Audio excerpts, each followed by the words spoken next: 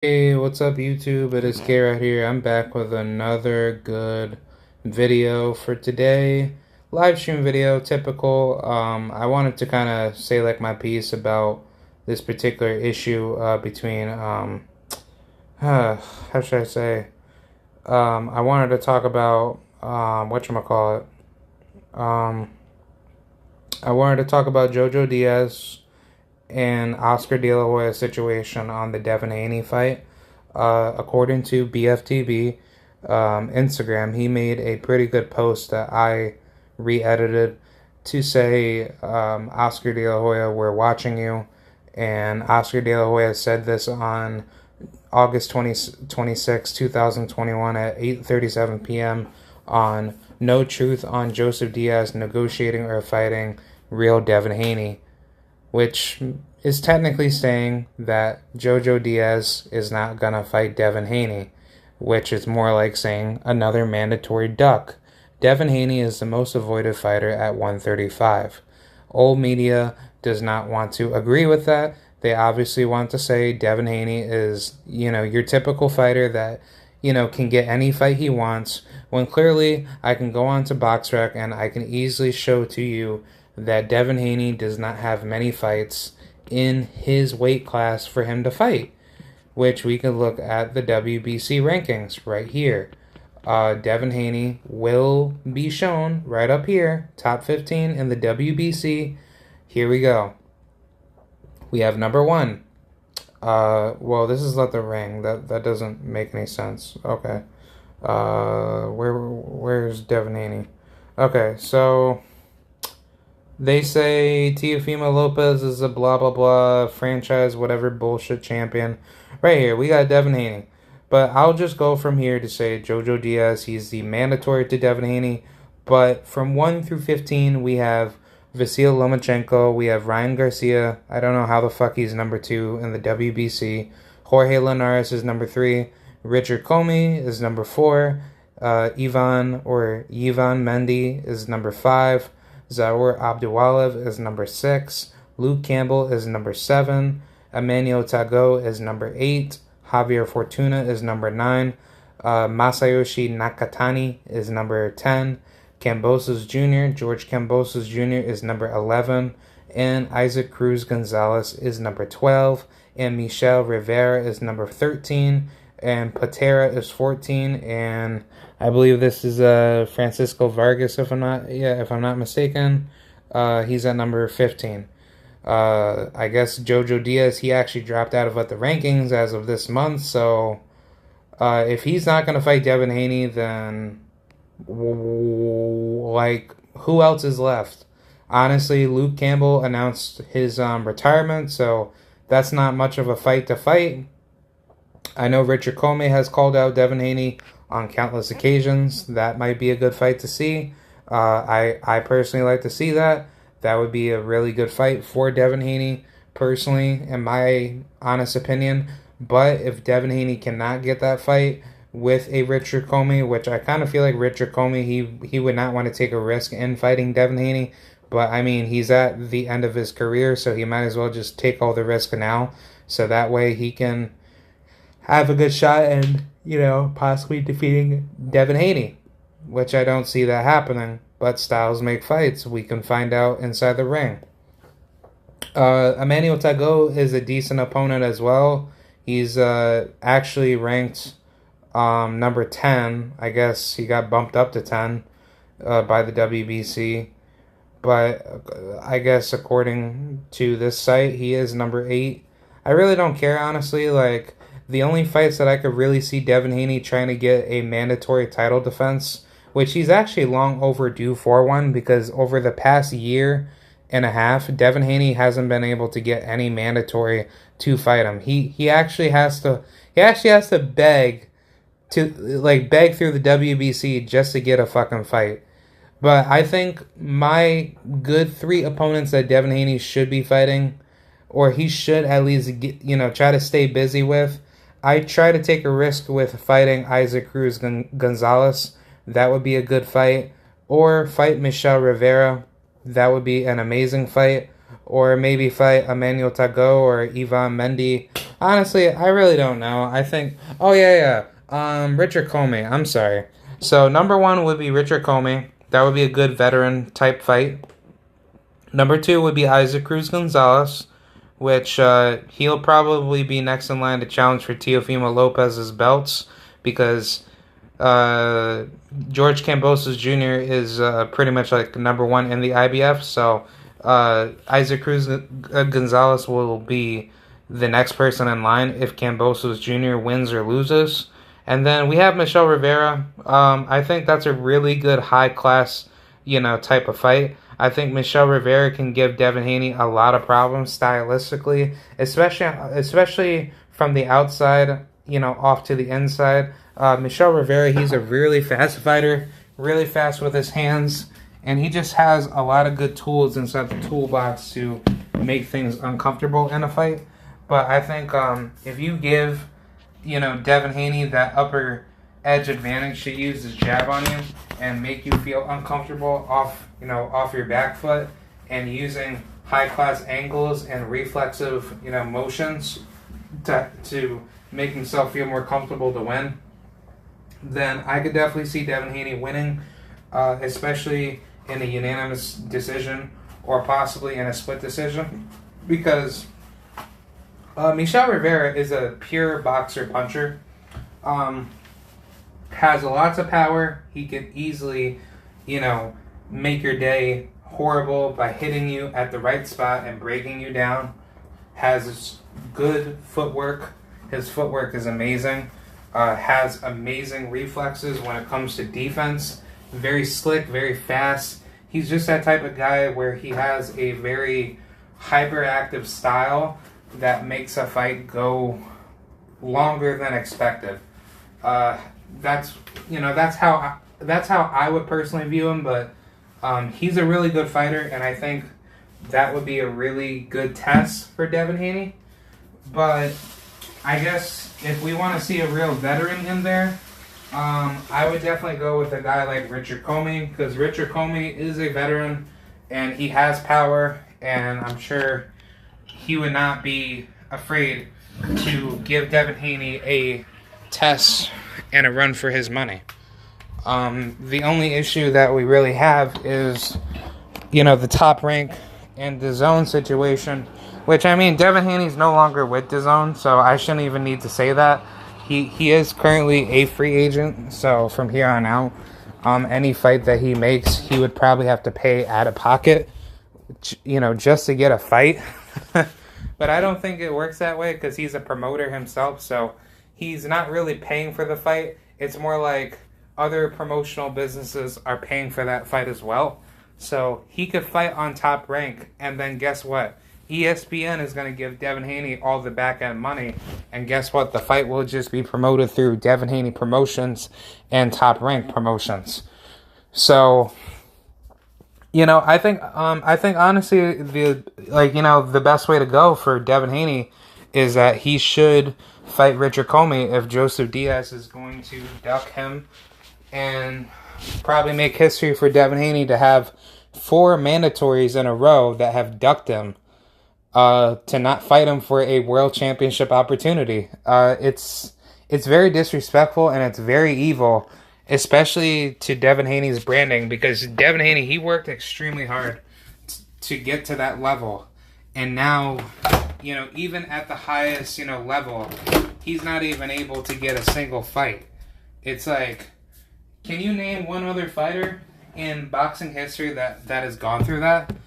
No, I don't think so, because what you see is what you get out of the sport of boxing, and what you see out of Devin Haney's progress is absolutely disrespectful to his name and to his branding.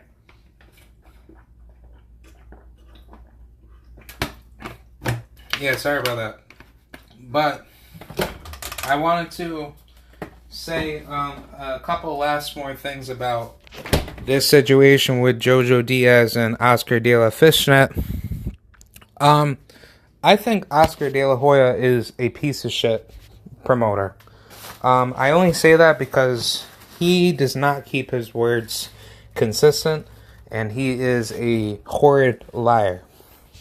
See, now, what people may not know about Oscar is that he has done this before with other fighters, where people believe at one point that, this fight will happen with this guy, and that guy will fight this other guy, and then so forth, and then come to find out it really never happens. It's just a load of horse shit, and it's just not the type of promoting politics that every promoter usually does in the sport of boxing, because they're just doing it just to hype up a fight that's never going to happen in the first place.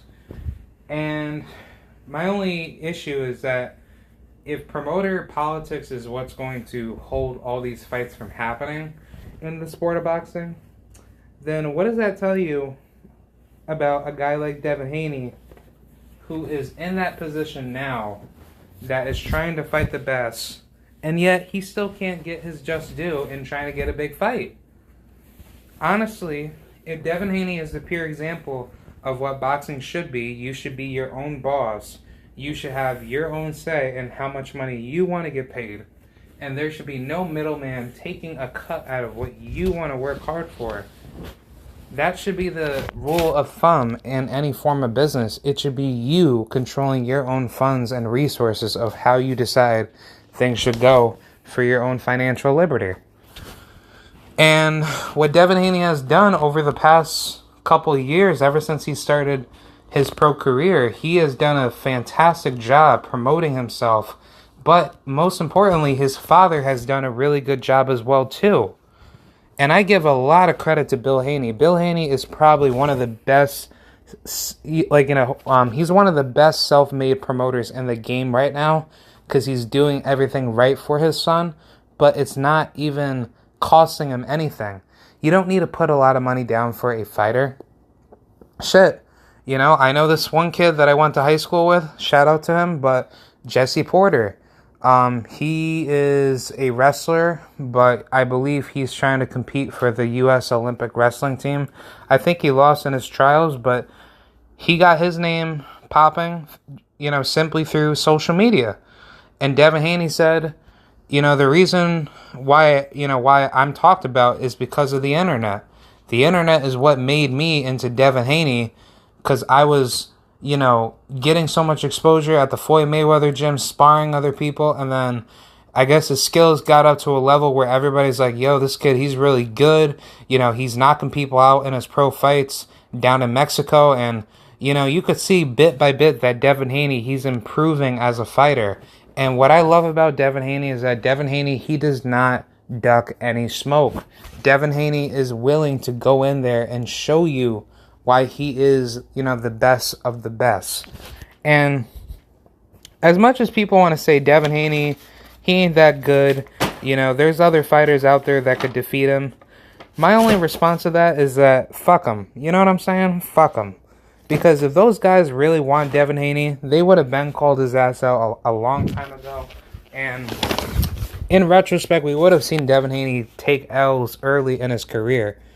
So the only problem that I really have with those statements is that if Devin Haney is such a bad fighter, if he's such a boring fighter, wouldn't you want to see him in fights where it's not going to be boring? It's going to be a fight that you want to see out of Devin Haney, like a Gervonta Tank Davis or a Tia Female Bitch Lopez or a, George Kambosos or anybody of that caliber that's going to give him a fight?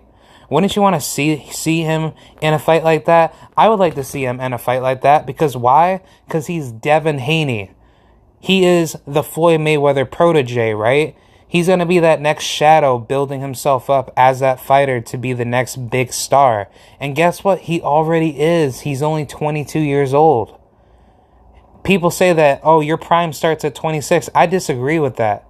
Wilfredo Benitez, one of the best Puerto Rican boxers of all time, won his first world championship at 17 years old, defeating a all-time veteran. I forgot, about the guy's name, but when he defeated him for the WBC title, I think, I believe so, that was history. He made history to be the very first boxer to be the youngest world champion in boxing at 17 years old. Did guys like Canelo Alvarez do that? No. Canelo Alvarez, he was still fighting bums after bums. Canelo, when he fought Floyd Mayweather, this man was already a champion coming into the States. But when fucking Wilfredo Benitez got into his very first big fight against correct me if I'm wrong, I believe it was Sugar Ray Leonard when he first, got his big step up. That man was like already like what, a 2-time world champion? Shit, I'll fucking take a look at it right now. For all you decasts that want to disagree with that, but guess what? We'll just take a look at it because facts don't lie, bro. Facts do not lie. Wilfredo Benitez is a god. And there's a reason why the best always, be remembered for who they are. But, yeah, Wilfredo Benitez, 62 years old, out of Puerto Rico. I think he resides out of the Bronx, not so sure. But, yeah, Wilfredo Benitez, when he first came up into the rankings, he won his first world title against Carlos Palomino. That was a split decision victory for his first world title when he was 17 years old. He came into the game at 15. After that, when he defended his title against Harold Weston, he had his very first step up against Sugar Ray Leonard, and Sugar Ray Leonard knocked him out late in the 15th round by TKO stoppage. That is insane. And that shows how much better he got, because ever since then, he got back-to-back knockout victories against some really good fighters like Johnny Turner, Tony Cheverini, Pete Ranzani, Maurice Hope.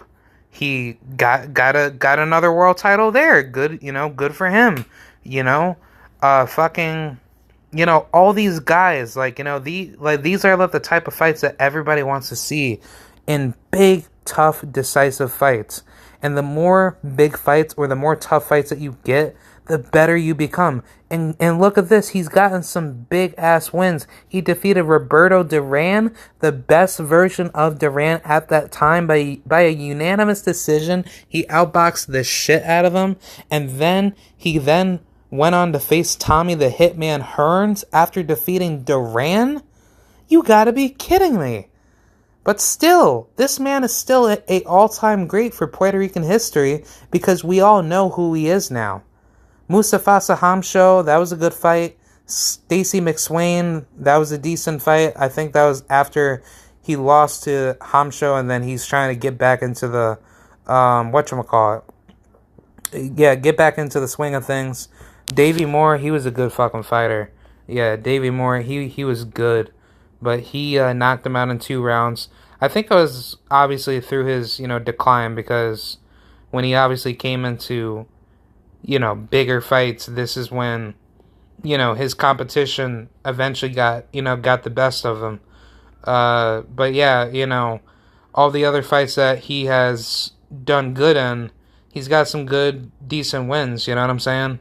But obviously for the rest of his career, he's gotten back and forth wins and loss columns that have kind of went either his way or the other people's way. So it just really depends on where things will go. I don't know how things would really, I don't know. I really don't know how things would really go for a guy like Devin Haney's career, but for what Devin Haney is wanting to do for the rest of his career, he wants to be the all-time great that people like myself will come back and say, see, I told you so, man. I told you that Devin, Tank, and Shakur, and all the other great fighters that will be on the come-up next to them want to be the next new lions of the generation. The new kings that chase other kings. And they actually went out there and all fought each other. And I think that's what Devin's going to do. And he obviously wants to be just as good as what we can call another Sugar Ray Leonard that fought another guy by the name of Wilfredo Benitez. Can you just imagine a fight between Devin Haney and Gervonta Tank Davis? They have like a trilogy, like a 3-fight deal or some shit like that. It would be so good to see where Devin Haney's progress would be. And a lot of people would want to see that because Devin Haney, he has such a good mindset of where he wants to be in his career. And all I have to say is, salute to you, Devin. Salute to Devin Haney for giving us boxing fans, the hardcore ones, what we wanted. And for the people that love the sport of boxing, that do participate in it as a hobby, like myself, thank you, Devin, for being that type of guy to not be afraid to take anything for granted. You deserve all the respect in the world.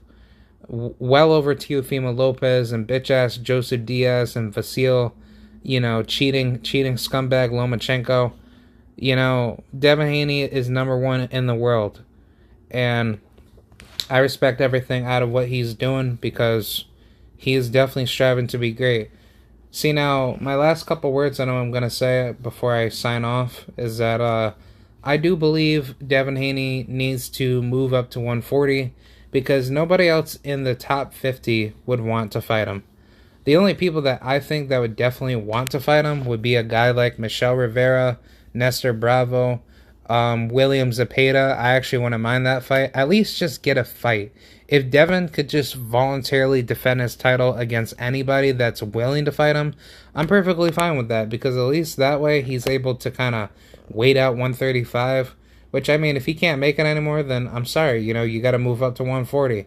Because I don't want to see Devin Haney back into the discussion of trying to unify for Undisputed when we all know, he's not probably going to get that if Teofimo bitch Lopez is just going to keep those belts and then Devin Haney is going to have to struggle and he's going to be depressed trying to get a fight. And, I don't want to see that out of him because I respect Devin a shitload, a lot. And, I just don't want to see Devin lose out on bigger opportunities in other divisions. But I think the next move should be go up to 140 because nobody's willing to fight Devin. Shit, I just want to see him just defend his title against anybody. It doesn't matter. If you could fight Andres Cortez, go right ahead. Fight William Zepeda. Fight Angel Fierro that knocked out, Alberto Machado, in his, most recent fight. Shit, fight fucking Ladarius Miller. That will definitely sell out. You could have that shit down in Georgia, Fight fucking, shit, I don't even know who else is really on here, but, see, 135 is so fucking weak right now because it's there's really no thing good, as far as the name goes for what, 135 should be. But I think as soon as Devin leaves, everybody's going to try to unify at 135. So, whatever happens at 135 will stay at 135. We do know that Ryan Garcia is back inside the ring by, I want to say, the fall, if I'm not mistaken. I'm not even too sure what the fuck he's been doing lately, but he's been out the ring for well over almost a year. This is heading into, month number 8, if I'm not mistaken. Yeah, from January leading up to September, that's 8 fucking months out the ring. Ryan Garcia is nowhere near improved or better in any of his fights. He honestly, I kind of feel like Ryan Garcia, he just doesn't give a shit about boxing anymore. And I don't blame him, but I think honestly it's just because Devin Haney, he pulled his strings a little bit too high, and Jorge Linares pressured him and Tank pressured him, so he obviously doesn't want to get his ass beat, and he knew that he got dropped by Luke Campbell, with a soft-ass right hook, which Luke Campbell should have just used it the entire fight, and then he would have been able to knock out Ryan Garcia, and then he should have been able to pressure him more to close, the show. But, either way, Ryan Garcia, he got, a decent name off his, resume. It just kind of sucks that Devin Haney didn't get a guy like Luke Campbell. Knowing that Luke Campbell, he probably doesn't even want to fight Devin Haney because he knows, what Devin Haney possesses out of his whole skill set. So I just don't see Luke Campbell really coming back. because it's not like Devin Haney is going to just give him a opportunity, and then Luke is gonna just take that risk and trying to get his butt whooped. But either way, whatever happens, happens. But that's pretty much what I have to say about the Devin Haney, Oscar De La Hoya situation. To hell with you, Oscar De La Hoya. You and old media know that we are watching you, and when I say we, it's obviously new media. I'm happy to support all the LDBC driven channels, Kana Local Sports, BFTB, 78 Sports TV, Blue Blood, all these good channels that you guys can go check out and take a look at. They're good people in my eyes. Some people want to say that they're stupid and racist and they don't know what they're saying, and all I'm saying is just that they are good. They're good sources as far as spreading information in the sport of boxing. You may want to say that they may be a little bit biased at times, but I really don't care, because that's what anybody would do in their own channel, because nobody's going to think the same way. But guess what? When I talk about certain fighters, I say it out of pure heart about those fighters. It's not because I don't like the fighter, it's just because of how I see the fighter now. But either way, whatever happens, happens, out of a fighter's career. And I'm not going to shit on the fighter. I do the same thing out of NBA basketball players. I criticize Derrick Rose when he keeps dunking too much back in his prime. And I criticize Kevin Durant when he was arguing with Dion Waiters in the NBA playoffs. And he wasn't so focused in the whole entire playoffs, which led the Thunder to lose to the Warriors. But either way, same thing for boxing. I'm going to support boxers no matter what, based on how they move in the sport. But same thing with NBA basketball players. Like, I have mad love and respect to the game, and I'm a student of the game in both sports, I would say. If not more sports, if I've never gotten too much into it deeply. But I'd say boxing and basketball are like two of my biggest sports that I'm highly educated and versed in. I may not be a historian in the game, but I will tell you, as far as me being a participant, hobbyist of those sports, I definitely respect the game more than enough, as far as what I've put my life into and dedicate my time and efforts on my free time. But that's pretty much it. Let me know what you guys think. Do you think Devin Haney is just out for the count? Honestly, I think honestly, like, Devin Haney can just go up to 140 as soon as Josh Taylor leaves, because I do know that Josh Taylor is planning on wanting to get that fight with Gervonta Tank Davis, which I'm actually going to cover on that. I know that the WBA had recently said that they wanted to order Teofimo Lopez and Gervonta Tank Davis, which I actually wouldn't mind that fight, but the problem is Top Rank and PBC, because we all know that Bob Arum, he ain't going to pay no fucking money for this fight. But then again, if the sanctioning body is ordering the fight, then we're going to probably get it anyway, because if Teofimo Lopez chooses not to defend his belt against a guy like Tank Davis, who can easily defeat Teofimo Lopez on any given night, which I think 135 would be a good fit for Gervonta to go down.